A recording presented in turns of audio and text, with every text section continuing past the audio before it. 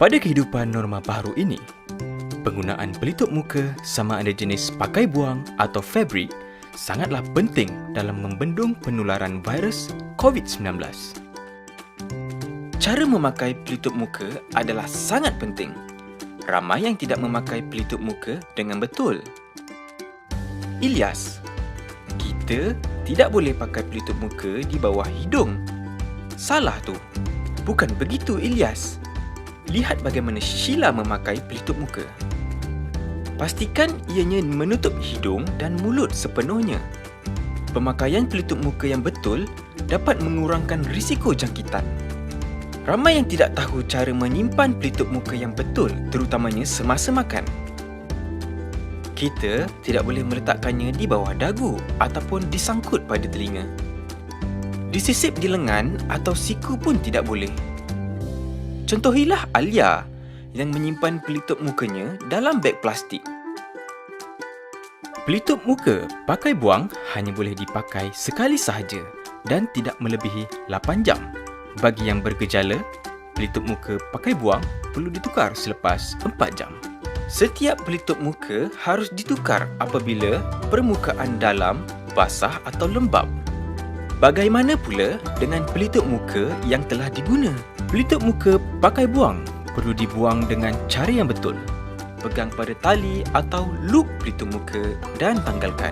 Seterusnya, masukkan dalam beg plastik dan buang ke dalam tong sampah yang bertutup. Pastikan anda mencuci tangan dengan air dan sabun selepas membuang pelitup muka.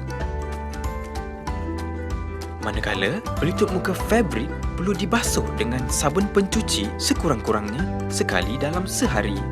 Jangan lupa untuk sidai dan keringkan. Selesai. Mudah sahaja kan? Pemakaian pelitup muka perlulah mengikut kesesuaian keadaan.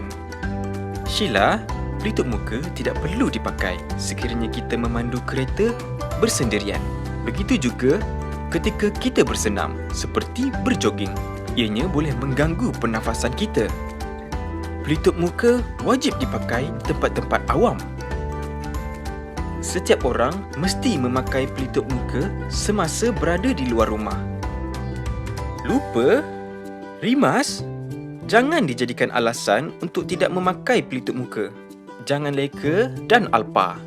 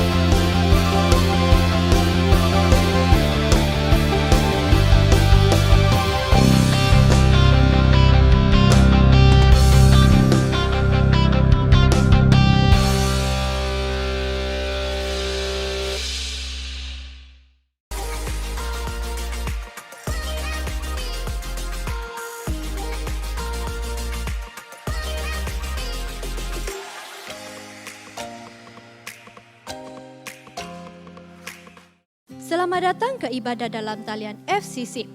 Sebentar lagi kita akan memulai ibadah kita pada hari ini. Pastikan anda mengikuti ibadah ini sehingga selesai. Untuk memaksimumkan ibadah dalam talian hari ini, sila ikuti panduan berikut. Siapkan hati kita dengan minda yang benar, iaitu beribadah. marilah kita berpakaian kemas seperti kita beribadah di gereja. Hindarilah gangguan lain seperti melakukan aktiviti-aktiviti harian sepanjang ibadah, serta memastikan telefon anda dalam mod senyap dan sebagainya. Turut sertalah dalam pujian dan penyembahan seperti bernyanyi dengan suara kuat dan sukacita sambil bertepuk tangan atau mengangkat tangan. Meresponi khotbah firman seperti mengatakan amin, mengambil nota dan sebagainya. Selamat beribadah. Shalom jemaat Tuhan, apa kabar Anda semua? Kami bersyukur karena Anda terus setia mengikuti ibadah kami secara dalam talian. Kami berdoa dimanapun Anda berada pada waktu ini, Tuhan beserta dengan Anda. Jemaat Tuhan, mari kita berdiri. Tuhan beserta kamu. Saya gembira bila mereka berkata kepada saya, hai, marilah kita menyanyi kepada Tuhan. Allah itu roh. Kemuliaan kepada Allah, Bapa, Anak, dan Roh Kudus. Mari kita doa bersama.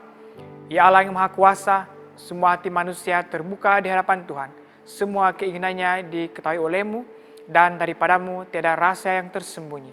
Sucikanlah niat hati kami dengan ilham Roh Kudus-Mu, supaya kami boleh mengasihi-Mu dengan sempurna dan memuliakan nama-Mu yang kudus dengan selayaknya. Melalui Yesus Kristus Tuhan kami. Amin. Haleluya, mari kita memberikan pujian dan hormat dan kemuliaan bagi Yesus Kristus, Raja di atas segala raja, Raja pemenang.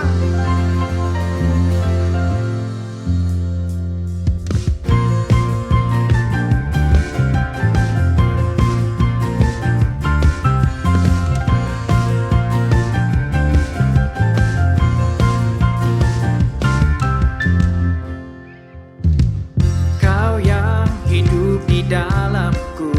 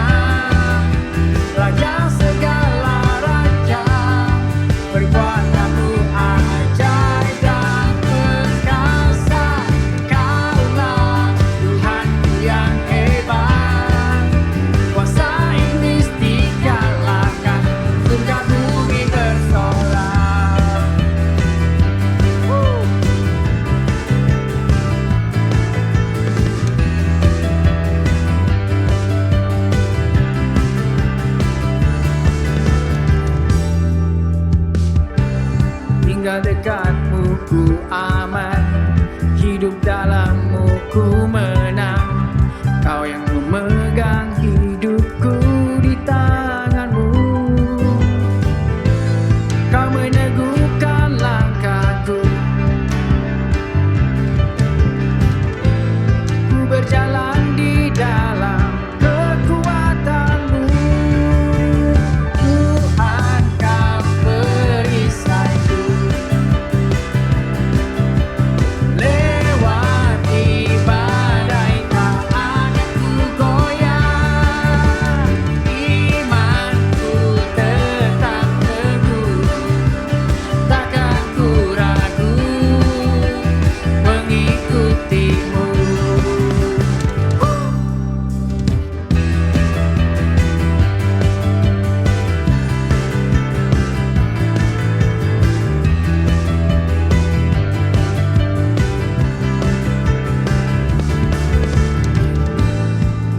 Dekatmu ku aman, hidup dalammu ku menang. Kau yang memegang hidupku di tanganmu. Kau meneguhkan langkahku.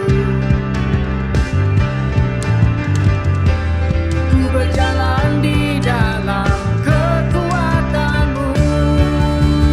Tuhan, kau perisaiku. Lewati badai tak akan ku goyah. Imanku tetap teguh, takkan ku ragu mengikutimu. Kau meneguhkan langkahku. Amin. Ku berjalan di dalam kekuatanmu. Kekuatanmu. Tuhan, kau perisaiku. Lewati badai tak akan ku goyah. Imanku tetap teguh, takkan ku ragu mengikuti. Tuhan, kau perisaiku. Lewati badai tak akan ku goyah. Imanku tetap teguh, takkan ku ragu mengikutimu. Takkan ku ragu mengikutimu. Takkan ku ragu mengikutimu. Haleluya, haleluya. Kami tak mau ragu Tuhan untuk mengikutimu. Sebab Engkaulah Tuhan kebenaran kami. Haleluya Tuhan Yesus.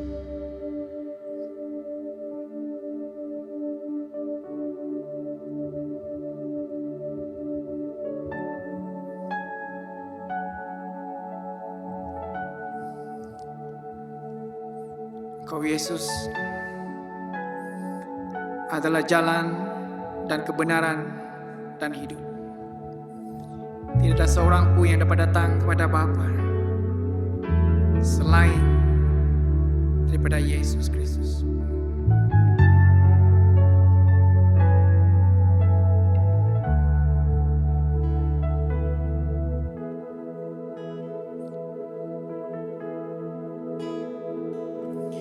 Yesus, kau kebenaran yang menyelamatkanku. Kau memberikanku hidup dan pengharapan.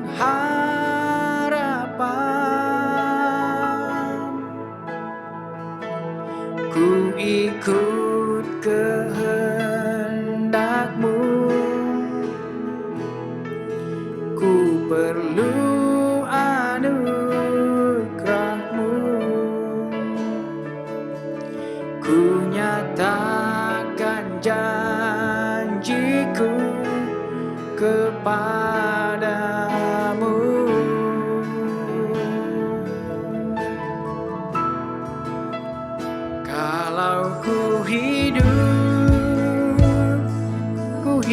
hidup bagimu, hatiku tetap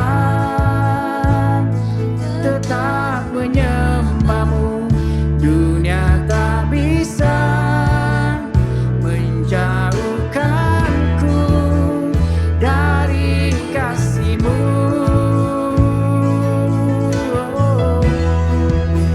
Selama ku hidup bagimu, mataku tetap memandangmu. Dunia tak bisa menjauhkanku dari kasih-Mu.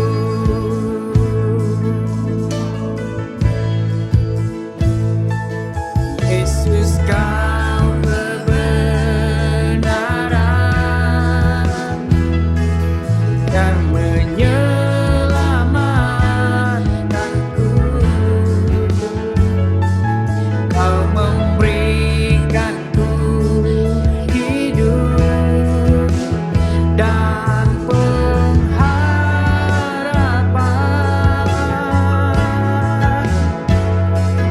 Ku ikut kehendak-Mu, ku perlu anugerah-Mu. Ku nyatakan janjiku kepadamu.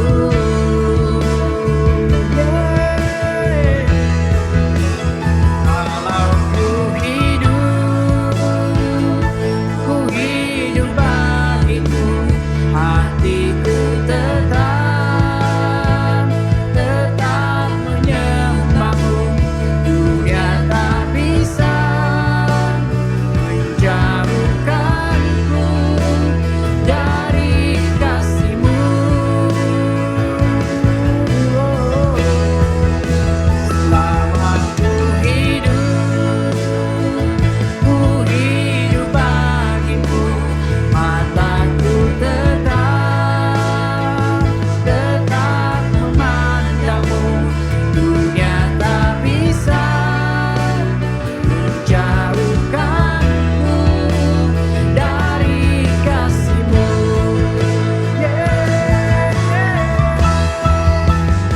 Kalau ku hidup bagimu, hatiku tetap menyembahmu. Dunia tak bisa menjauhkanku dari kasih-Mu. Yesus, selama ku hidup bagimu, mataku tetap memandangmu.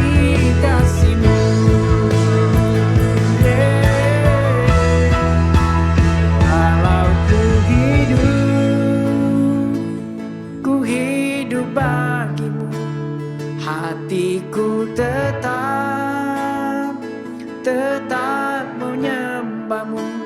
Dunia tak bisa menjauhkanku dari kasih-Mu.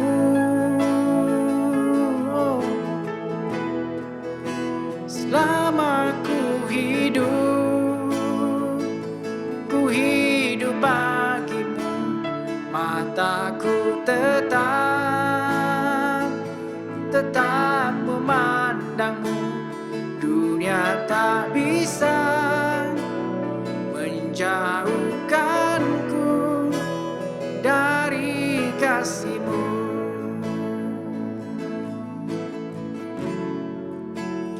Dunia tak bisa menjauhkanku dari kasih-Mu. Yesus, dunia tak bisa menjauhkanku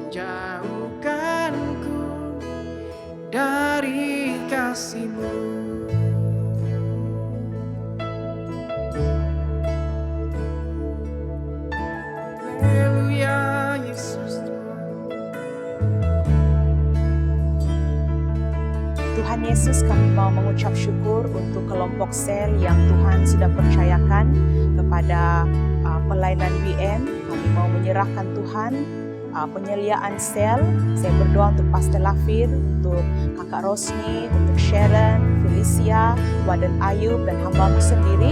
Tuhan, saya berdoa supaya Engkau terus menguatkan kami, dapat menyelia sekelompok sel yang Tuhan percayakan kepada kami dengan baik. Kami berdoa juga Tuhan untuk setiap pemimpin-pemimpin yang Tuhan sudah pilih untuk memimpin sel ini. Kami berdoa supaya Tuhan memberikan mereka kekuatan dan juga kekreatifan untuk melayani jiwa-jiwa yang Tuhan percayakan kepada mereka. Tuhan, saya berdoa dan ucap berkat untuk semua kelompok sel ini, supaya ada pertumbuhan, supaya ada pertemuan yang intim bersama dengan Engkau Tuhan Yesus. Saya berdoa supaya Jom ke Sel akan menjadi berkat bagi setiap jemaat, setiap jiwa-jiwa yang sudah respon untuk menyertai sel. Terima kasih Tuhan Yesus, dalam nama Yesus kami berdoa, amin. Selamat datang kepada Jemaat FCC dan kawan-kawan baru yang pertama kali mengikuti ibadah kami. Kita bersyukur sebab kita dapat beribadah bersama-sama. Minggu ini adalah minggu kedua musim puasa dan doa dan hari yang ke-12. Saya berdoa dan berharap supaya kita semua dikuatkan sepanjang musim doa ini dan kita akan diingatkan kembali tentang panggilan kita untuk membawa jiwa-jiwa datang kepada Tuhan. Oleh itu, gereja masih lagi mengadakan pembaptisan dan penetapan. Jika Anda sudah bersedia untuk dibaptiskan dan ditetapkan, Anda boleh berhubung dengan pihak gereja ataupun Anda boleh tulis dalam public chat kami, katakan saya mahu dibaptis dan para host akan melayani Anda. Jemaat Tuhan, connect. Mari sertai Jom ke Sel kami dengan menekan butang Jom ke Sel ataupun Anda boleh scan kod QR kami yang tertera sekarang ini. Pengalaman saya sepanjang saya mengikuti kelompok sel, awal-awal tuh selalu ada perasaan tidak mau pergi. Tetapi daripada join sel sampai habis sel, saya boleh mengistiharkan. Tuhan, kelompok sel ini menguatkan saya. Mari kita bertumbuh bersama-sama, berjalan bersama-sama, bersama dengan saudara seiman kita di dalam kelompok sel. Jom ke sel. Jemaat Tuhan, apabila kita memberi kepada Tuhan, Tuhan akan memberkati kita dengan berkelimpahan. Apabila kita memberi kepada Tuhan, mari kita bawa hati yang sungguh-sungguh. Kita bawa sikap yang beribadah kepada Tuhan. Jangan ada pemikiran seperti saya akan bagi wang ini kepada Tuhan, nanti saya akan dapat wang yang berkelimpahan. Berkat Tuhan datang dalam pelbagai cara. Dia boleh memberikan kita kesehatan, kebahagiaan, damai sejahtera, dan hidup yang berkelimpahan. Apabila kita ada semua ini, sudah cukup. Jadi jemaat Tuhan, marilah kita datang kepada Tuhan, beri yang terbaik dengan sikap yang beribadah. Selamat memberi.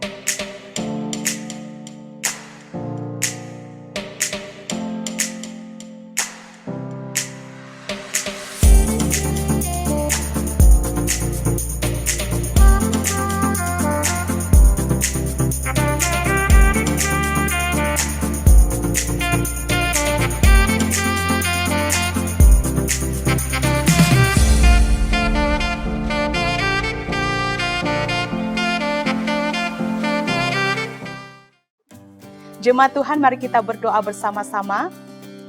Tuhan, Engkau besar dan berkuasa, mulia, indah, serta agung. Segala yang di langit dan di bumi ialah milik-Mu.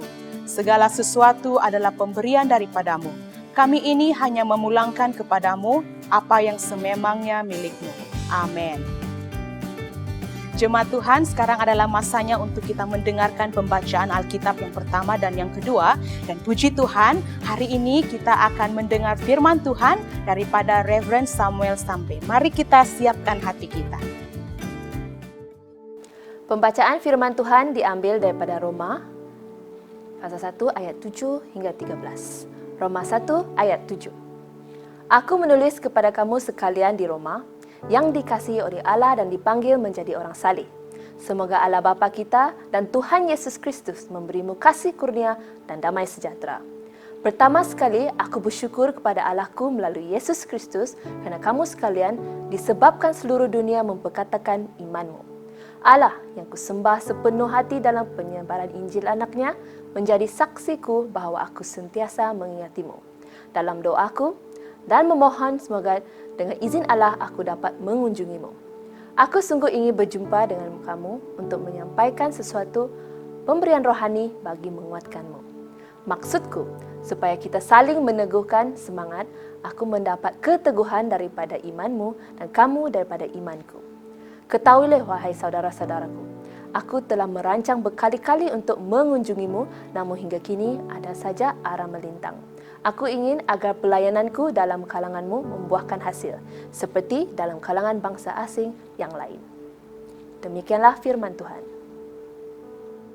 Untuk pembacaan Injil, mari kita semua berdiri.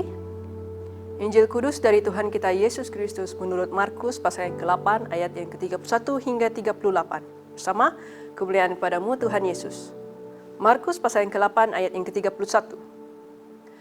Kemudian mulailah Yesus mengajarkan kepada mereka bahwa anak manusia harus menanggung banyak penderitaan dan ditolak oleh tua-tua, imam-imam kepala dan ahli Taurat, lalu dibunuh dan bangkit sesudah 3 hari. Hal ini dikatakannya dengan terus terang, tetapi Petrus menarik Yesus ke samping dan menegur dia. Maka berpalinglah Yesus dan sambil memandang murid-muridnya, ia memarahi Petrus. Katanya, "Enyalah iblis, sebab engkau bukan memikirkan apa yang dipikirkan Allah, melainkan apa yang dipikirkan manusia." Lalu Yesus memanggil orang banyak dan murid-muridnya dan berkata kepada mereka, "Setiap orang yang mau mengikut aku, ia harus menyangkal dirinya, memikul salibnya dan mengikut aku. Kerana siapa yang mau menyelamatkan nyawanya, ia akan kehilangan nyawanya. Tetapi barang siapa kehilangan nyawanya kerana aku dan kerana Injil, ia akan menyelamatkannya. Apa gunanya seorang memperoleh seluruh dunia, tetapi ia kehilangan nyawanya? Kerana apakah yang dapat diberikannya sebagai ganti nyawanya?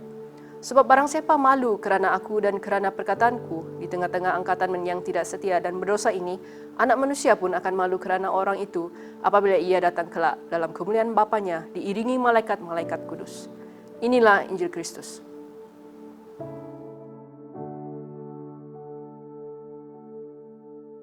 Shalom dan bersyukur kita dapat beribadah bersama-sama melalui talian ini.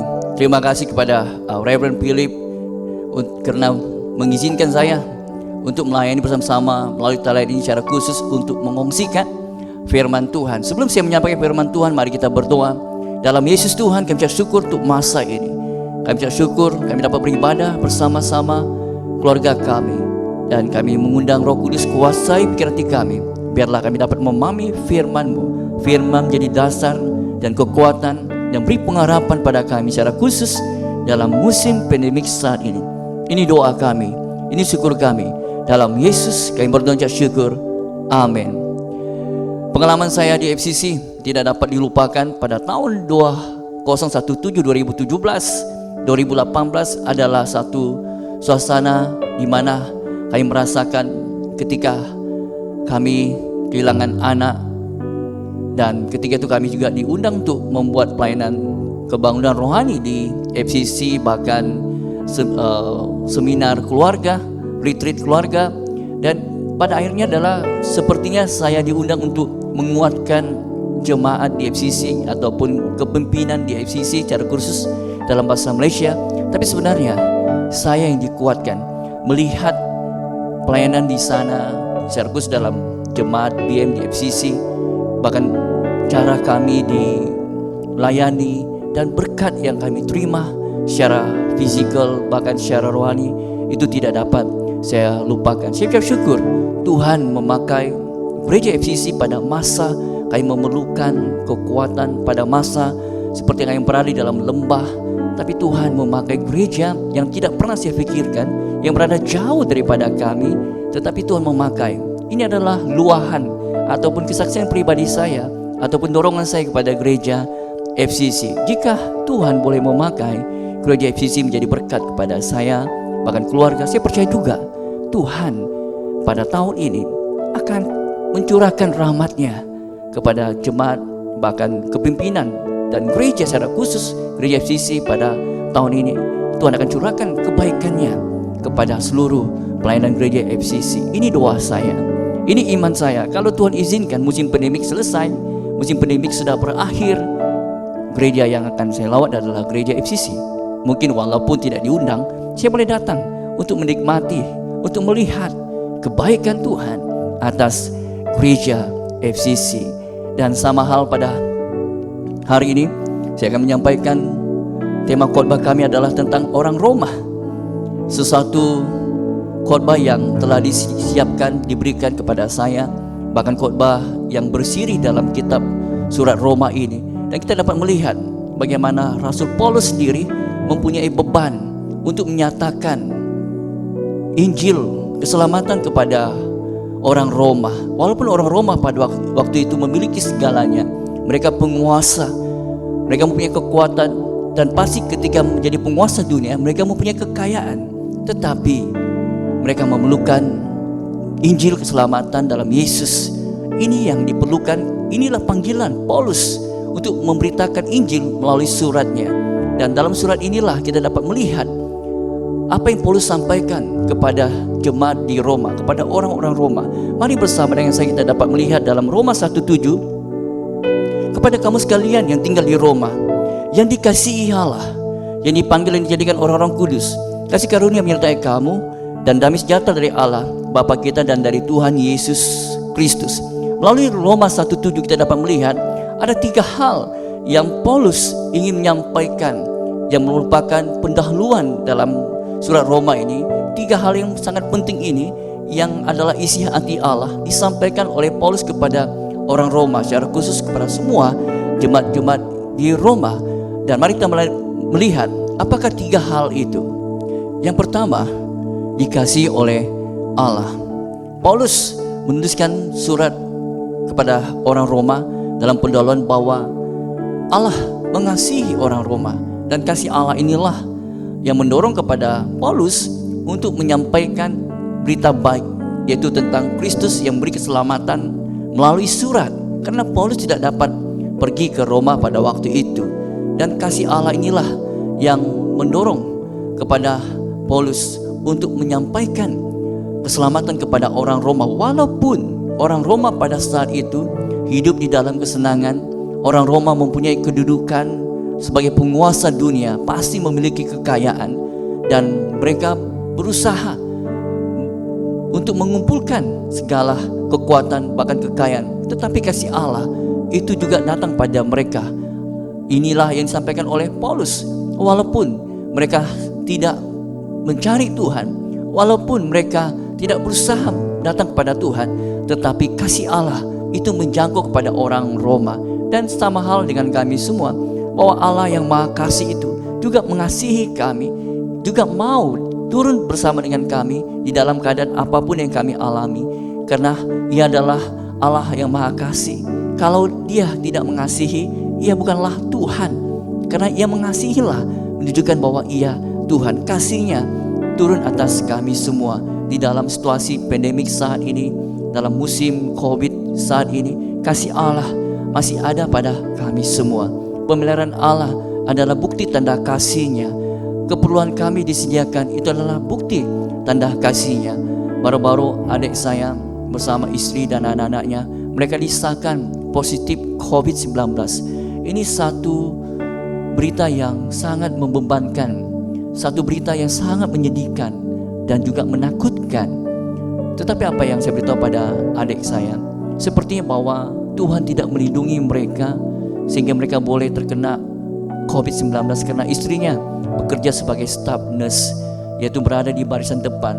Memang sangat mudah, sangat senang untuk terkena dengan COVID-19 apabila bertugas di hospital. Tetapi ketika dikatakan mereka suami istri positif dan anak mereka pun positif, ini sesuatu sepertinya melemahkan iman. Tapi saya bersyukur adik saya memiliki iman yang kuat, dan saya pun mendorong pada dia. Di dalam situasi ini pun kita akan melihat bahwa di dalam lembah pun Tuhan ada bersama dengan kita. Tuhan izinkan kita lalui semua. Pada akhirnya di sanalah kita dapat melihat kebaikan Tuhan. Ketika mereka dibawa ke hospital, mereka dipisah-pisahkan, ini adalah satu beban. Tetapi bersyukur karena kebaikan Tuhan, akhirnya mereka disatukan dengan anak. Bahkan mereka disediakan satu tempat yang sangat baik, seperti hotel yang bertaraf 5 bintang. Disitulah kita dapat melihat, adik saya dapat melihat bahwa Tuhan yang Maha Kasih itu berpegang pada karakternya sebagai sifatnya, Allah yang Maha Kasih kepada setiap orang yang percaya padanya. Bahkan sebagai hamba Tuhan, ia ada di sana. Tapi Tuhan mau kami berjalan bersama dengan dia, tapi kasih-Nya ada bersama dengan kami semua. Kepada kami semua yang saat ini melihat dan mendengar, kasih Allah yang sama yang ada pada kamu dan saya akan menyertai kami, akan menguatkan kami dalam apapun situasi kami, yang akan mau menjaga, memelihara kami. Yang penting adalah kami sentiasa berada di dalam kasih Allah itu. Inilah disampaikan oleh Paulus kepada orang Roma, bahwa Allah yang dia sembah, Allah yang Maha Kasih itu pun mengasihi kepada orang Roma. Yang kedua yang disampaikan oleh Paulus, bahwa orang Roma dipanggil untuk menjadi orang kudus. Roma 12 ayat 2, janganlah kamu menjadi serupa dengan dunia ini, tapi berubahlah oleh pembaruan budimu, sehingga kamu dapat membedakan manakah kehendak Allah, apa yang baik, yang berkenan kepada Allah, dan yang sempurna. Menjadi kudus artinya adalah meninggalkan kehidupan yang lama. Menjadi kudus artinya hidup kami sesuai dengan kebenaran firman Tuhan. Allah yang mengasihi, Allah yang mengampuni, dan Allah juga yang mau membawa kami berbeza daripada kehidupan orang-orang yang tidak percaya. Tapi kami harus respon. Kami telah disiapkan tentang pengampunan. Kami telah disiapkan kekuatan melalui Roh Kudus untuk supaya kami dapat hidup berbeza pada dunia ini, meninggalkan kehidupan yang lama. Dan inilah yang dipanggil, yang dikatakan tentang kudus. Dan Paulus beritahu pada orang Roma bahwa Allah juga mau menguduskan, membawa mereka menjadi umat Allah yang berbeza daripada orang sekitar mereka. Bagaimana kita dapat memahami tentang panggilan menjadi orang kudus? Kita dapat belajar sendiri daripada pengalaman Paulus yang menulis surat ini. Pengalaman Paulus yang bertemu dengan Tuhan, bagaimana Tuhan menguduskan dia, memisahkan dia, meninggalkan kehidupan yang lama, menjadi satu pribadi yang baru dalam Kristus. Mari kita melihat Kisah Rasul 9 ayat 13. Jawab Ananias, Tuhan, dari banyak orang yang telah kudengar tentang orang ini, betapa banyaknya kejahatan yang dilakukannya terhadap orang-orang kudusmu di Yerusalem. Ini adalah bagaimana Ananias yang sangat takut kepada Saulus pada waktu itu, yang sangat jahat. Tapi ketika Saulus bertemu dengan Yesus, dalam perjalanan Saulus ke Damsyik, ia bertemu, ia dilawan oleh Yesus dalam bentuk cahaya, sehingga Saulus menjadi buta. Dan ketika Saulus menjadi buta, ia bertanya kepada cahaya itu, siapakah engkau? Dan cahaya itu memberitahu, akulah Yesus yang engkau inyaya. Dan Saulus waktu itu mempunyai pilihan, apakah ia ingin respon ataupun tidak. Ia ada pilihan, apakah ia masih mau memberontak karena ia ingin membunuh semua orang-orang percaya, yang ingin membinasakan setiap pengikut Kristus. Tetapi apa yang berlaku pada Saulus waktu itu, ia respon, ia mau percaya kepada Kristus. Akhirnya ia masuklah ke Damsyik berjumpa dengan Ananias. Ketika Ananias melihat Saulus, Ananias takut karena ia melihat bahwa Saulus adalah orang yang jahat. Saulus ini boleh membunuh dia. Saulus ini adalah pribadi yang sangat haus kepada setiap darah-darah orang yang percaya. Ia ingin membinasakan pada setiap orang percaya. Tapi Allah datang kepada Ananias bahwa Saulus telah diubah. Dan Saulus respon. Buktinya Saulus datang kepada Ananias, dan Saulus didoakan dan mengalami perubahan. Saulus berubah menjadi Paulus. Saulus meninggalkan kehidupan lama dan Saulus dikuduskan menjadi seorang rasul. Dan kita dapat melihat dalam petikan tadi, orang percaya itu disebut sebagai orang kudus. Mengapa dikatakan kudus? Apakah kami tidak berdosa lagi ketika menjadi orang Kristen? Kudus artinya kami telah dipisahkan, kami telah dibebaskan daripada dosa. Beban dosa yang mengikat kami, membuat kami rasa tidak tentram, rasa takut, rasa mempunyai utang beban dengan Tuhan. Tapi pengampunan membebaskan kami sehingga kami dapat hidup di dalam kebenaran. Dan inilah dipanggil orang Roma untuk hidup kudus, dan juga kepada kami semua, supaya kami memiliki hidup sebagai orang percaya, dan hidup kami dapat menjadi saksi, menjadi berkat di dalam situasi pandemik saat ini. Bagaimana kehidupan kami yang mempunyai pengharapan pada Kristus, sehingga dapat memberi dorongan, kekuatan kepada orang yang dapat melihat kesaksian dalam kehidupan kami. Inilah panggilan untuk menjadi orang kudus.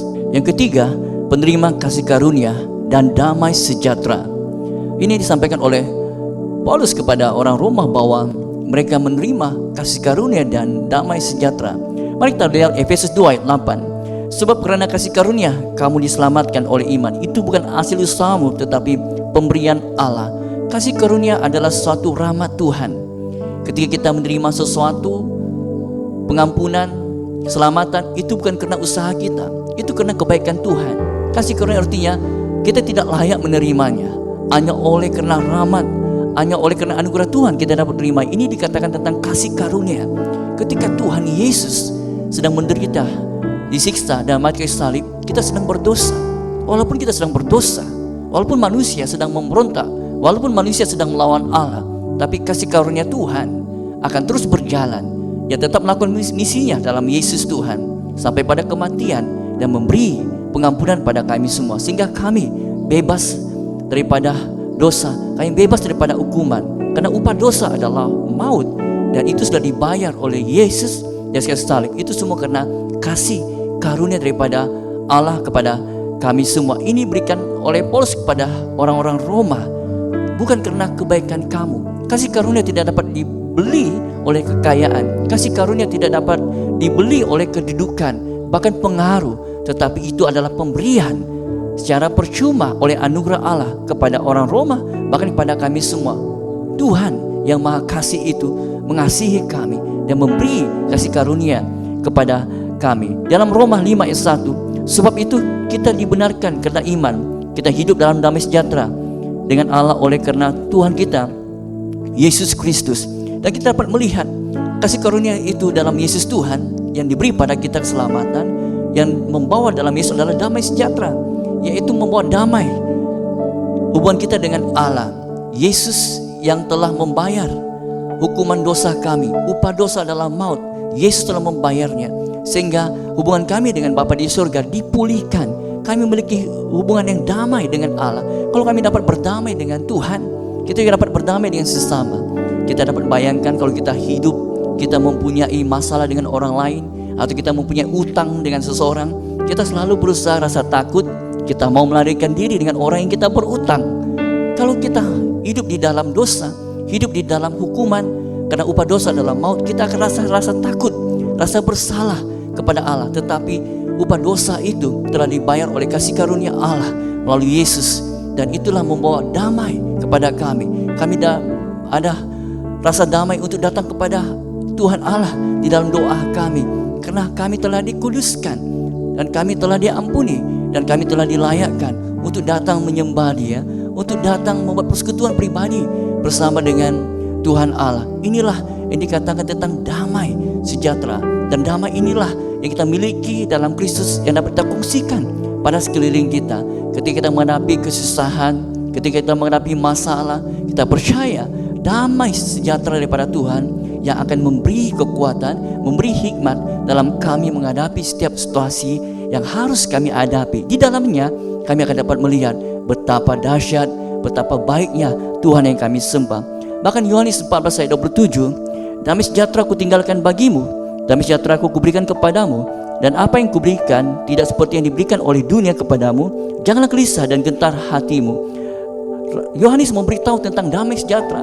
ada dua, satu daripada dunia dan satu daripada Allah. Yang daripada dunia itu mempunyai musim, damainya mempunyai musim, ataupun damainya hanya sementara, bahkan damainya tidak akan berkekalan. Tapi dikatakan oleh Yohanes, damai sejahtera daripada Allah itu adalah kekekalan. Karena kita percaya bahwa damai itu akan membawa satu kehidupan kekal. Karena kita yang percaya pada Kristus akan diselamatkan. Ketika kita berdoa, Bapa kami di syurga, artinya kami akan kembali bersama dengan Bapa di syurga. Akhir hidup kami akan mati seperti Yesus menunjukkan. Kematian adalah permulaan pada kehidupan kekal. Dan damai inilah meyakinkan kami bahwa kami sudah memiliki kehidupan bersama Kristus. Dan syurga adalah milik kami. Karena itulah kami tidak takut pada kematian. Kami menjalani kehidupan untuk memuliakan Tuhan. Karena kami tahu akhir hidup kami bersama dengan Bapa di syurga. Dan damai sejahtera inilah mempunyai kekuatan. Damai sejahtera daripada Kristus mempunyai kekuatan dalam kehidupan kami. Bagaimana kita dapat memahami kuasa damai sejahtera ini? Mari kita dapat melihat dalam Daniel pasal 3 ayat 16 hingga 18. Lalu Sadrak, Mesak dan Abednego menjawab Raja Nebukadnezar, tidak ada gunanya kami memberi jawaban kepada Tuanku dalam hal ini. Jika Allah kami yang kami puja sanggup melepaskan kami, maka Ia akan melepaskan kami daripada perapian yang menyala-nyala itu dan dari dalam tanganmu ya Raja. Tapi seandainya tidak, hendaklah Tuanku mengetahui ya Raja, bahwa kami tidak akan memuja dewa Tuanku dan tidak akan menyembah patung emas yang Tuanku dirikan. Kita dapat melihat Sadrak, Mesak, Abednego oleh Raja Nebukadnezar memaksa mereka untuk menyembah patung.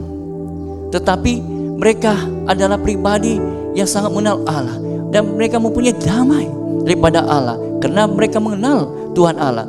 Dan ketika mereka tidak mau menyembah seperti orang ramai sujud menyembah kepada patung Raja Nebukadnezar, siapa yang tidak menyembah akan dibuang dalam perapian. Sadrak, Mesak, Abednego mereka tidak menyembah kepada patung dan mereka sudah siap untuk menerima hukuman. Dan ketika mereka mau dibuang di dalam api, mereka diberi kesempatan lagi.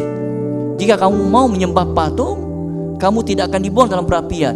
Tapi apa yang mereka lakukan? Mereka mengatakan, walaupun Tuhan tidak menolong kami, kami tidak akan pernah menyangkal iman kami. Itu kekuatan damai. Damai inilah yang menyatakan tentang bahwa mereka mengenal pribadi Allah mereka. Dan ketika Mesak, Sadrak, Abednego mereka mau dibuang di perapian, dan waktu mereka dibuang dalam perapian yang sangat panas itu, Alkitab katakan perapian itu dipanaskan lebih panas lagi. Dan ketika mereka dibuang masuk dalam perapian itu, waktu mereka masuk dalam perapian itu, di sanalah ada Tuhan menolong mereka. Sepertinya bahwa Tuhan tidak menolong sampai saat akhir. Mereka sudah mau dibuang, mau dihukum masuk dalam perapian. Tapi ketika mereka dibuang dalam perapian, di sana ada Tuhan yang menolong mereka, yang membantu mereka sehingga mereka tidak dapat dibinasakan oleh api yang panas itu. Dan pada akhirnya Raja Nebukadnezar sangat kagum kepada Allah Mesak, Sadrak dan Abednego, dan kepada kami semua damai sejahtera yang telah Tuhan beri pada kami, bahwa damai itu diberi melalui pengampunan dosa pada kami, dan janji keselamatan dan janji penyertaan itu menjadi kekuatan pada kami dalam kehidupan kami. Ini diberitahu oleh Paulus kepada orang Roma untuk hidup di dalam damai itu sendiri. Dan ini juga disampaikan kepada kami semua. Kita dapat melihat pesanan Paulus kepada orang Roma, dan pesanan ini juga kepada kami semua, bahwa Allah itu mengasihi kami, dan kasih Allah inilah yang mau memisahkan kami untuk jadi pribadi dikuduskan. Dan melalui itulah damai sejahtera itu yang Tuhan beri pada kami, karena kasih karunia-Nya dalam Yesus Tuhan yang memanggil kami untuk juga dapat menjadi saksi, menjadi berkat, bukan hanya kepada sekitar kami tetapi dalam gereja. Bagaimana hati kami untuk dalam pelayanan, bahkan di dalam kehidupan gereja? Apa yang telah kami lakukan untuk kemuliaan bagi nama Tuhan? Gereja adalah wakil Tuhan dalam kehidupan rohani kami saat ini. Bagaimana hati kami dalam situasi pandemik saat ini? Apa yang kami lakukan untuk gereja? Kami semua mendengar keperluan gereja. Saya ingat Saint Augustine Moratorium dari tahun 2016, kami terus mengalami utang yang begitu banyak. Bukan hanya utang asesmen, bahkan utang di dalam hal pembangunan. Sampai pada 2019, sepertinya bahwa kami berada dalam suatu masalah yang besar, tidak pernah keluar. Dari 2016, 2017, 2018, 2019. Bahkan ketika kami berdoa berpuasa dari 2017, puasa 24 jam, doa 40 hari. Tapi apa yang berlaku? Kami juga masih berada di situ. Sepertinya Tuhan tidak menolong kami. Tetapi ketika masuk dalam 2020 adalah musim pandemik, adalah tidak mungkin. Kami mulai rasa ketakutan. Pasti kami akan tambah mempunyai beban masalah dalam keuangan secara khusus dalam gereja. Tapi apa yang berlaku? Sesuatu yang di luar pikiran kami. Dalam tahun 2020 pendapatan gereja itu berbeza pada sebelumnya. Sehingga apa yang berlaku? Gereja mengalami kelimpahan. Ketika gereja mengalami kelimpahan, jemaat juga mengalami kelimpahan. Ada yang bersaksi dalam keadaan pandemik, mereka begitu rasa bersyukur. Bisnis mereka bahkan masa musim pandemik lah, bisnis mereka bertambah lebih baik. Dan ini adalah mukjizat, cara Tuhan menyatakan kasih-Nya, menyatakan dirinya. Itu tidak dapat dipikirkan oleh manusia, tapi kami perlu respon. Ada harga harus kami bayar. Waktunya kami harus tunggu. Bukan saat ini, bukan tahun ini, tapi waktu Tuhan akan datang. Mari sama-sama dengan saya kita respon nih sebagai jemaat, sebagai orang percaya bahwa Tuhan memanggil kami untuk respon kepada panggilan kami, bahwa Allah mengasihi kami, Allah menguduskan kami, dan kasih setianya yaitu rahmat-Nya ada bersama dengan kami. Kami respon kepada Tuhan melalui gereja. Mari sama-sama kita berdoa. Dalam Yesus Tuhan saat ini kami berdoa. Kami ucap syukur, kami belajar pada Rasul Paulus kepada jemaat di Roma, bahkan untuk kami semua, bahwa Tuhan telah mengasihi kami dan Tuhan mau menguduskan kami. Dan kami percaya damai sejahtera daripada Allah dalam diri Yesus ada bersama dengan kami, yang akan terus menguatkan kami. Dan saat ini pakailah kami juga menjadi berkat atas kehidupan gereja kami saat ini. Biarlah kami dapat melihat, mendengar panggilan Tuhan untuk gereja, karena melalui gereja lah kami dapat diberkati Tuhan. Apabila gerejamu diberkati, kami percaya jemaat kami semuanya menerima berkat kelimpahan itu. Lawatlah setiap kami ya Tuhan, untuk melihat panggilan kami saat ini. Tolonglah kami untuk respon pada panggilan kami saat ini. Ini doa kami, ini syukur kami dalam Yesus kami berdoa dan syukur. Amin. Jemaat Tuhan, mari kita bangkit berdiri dan mengakui iman Yasin bersama-sama. Saya percaya kepada Allah yang Esa, Bapa yang Maha Kuasa, Pencipta langit dan bumi, yang dapat dilihat dan yang tidak dapat dilihat. Saya percaya kepada Tuhan Yesus Kristus, Anak Tunggal Allah yang kekal diperanakan oleh Bapa, Allah daripada Allah, terang daripada terang, Allah benar daripada Allah benar. Dia diperanakan, bukan dijadikan sebab dia satu dengan Bapa. Maka segala sesuatu dijadikan olehnya untuk kita manusia dan untuk keselamatan kita. Dia turun dari surga dan oleh kuasa Roh Kudus, dia dilahirkan oleh anak darah Maria dan menjadi manusia. Karena kita, dia disalibkan semasa pemerintahan Pontius Pilatus. Dia menderita, diseksa sampai mati, lalu dikuburkan. Pada hari yang ketiga, dia bangkit pula menurut yang dibuatkan dalam Alkitab, lalu dia naik ke surga. Dia duduk di sebelah kanan Bapa, dia akan datang kembali dalam kemuliaan untuk menghakimi, baik orang yang masih hidup maupun orang yang sudah mati, dan kerajaannya tidak akan berkesudahan. Saya percaya kepada Roh Kudus, yaitu Tuhan dan Pemberi hidup, yang datang daripada Bapa dan Anak, serta dengan Bapa dan Anak, dia disembah dan dipermuliakan. Dia telah berfirman melalui nabi-nabi. Saya percaya kepada gereja dunia yang kudus, dan daripada rasul-rasul itu, saya mengaku satu baptisan akan mendatangkan pengampunan dosa. Saya menantikan kebangkitan orang mati dan kehidupan dalam dunia yang akan datang. Amin. Saudara dan saudari di dalam kasihi Kristus, mari kita berdiri dan angkat tangan untuk menerima berkat dari Tuhan. Sentosa Allah yang melebihi pengertian manusia, memeliharkan hati dan jiwa kamu di dalam pengetahuan dan kasih Allah dan anaknya Yesus Kristus Tuhan kita. Dan berkat Allah yang Maha Kuasa, Bapa, Anak, dan Roh Kudus, beserta dengan kamu dan tinggal serta dengan kamu sampai selama-lamanya. Amin. Pergilah dengan damai sejahtera dan layanilah Tuhan dalam nama Kristus, Amin.